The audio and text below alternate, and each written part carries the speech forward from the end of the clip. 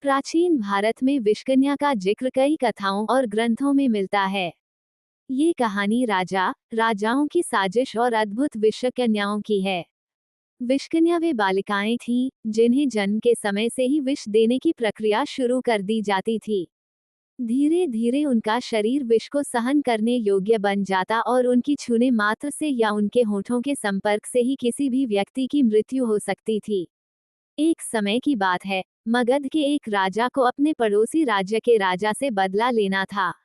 इसके लिए उसने एक विष्कन्या को प्रशिक्षित किया। इस विष्कन्या का नाम चंपा था।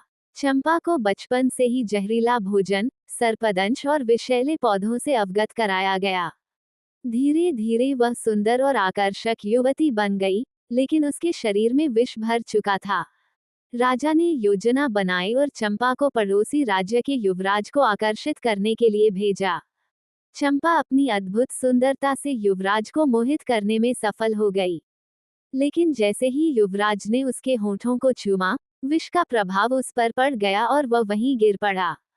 कहते हैं कि विषकन्याएं केवल छल और साजिश का शिकार होती थीं। उनका जीवन दूसरों की मृत्यु का कारण बनता था, लेकिन उनका अपना अस्तित्व भी दुख से भरा होता था।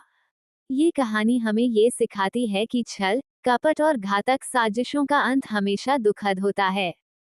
तो दोस्तों, कैसी लगी यह स्टोरी कमेंट करके जरूर बताएं। लाइक और सब्सक्राइब कर ले। बाय।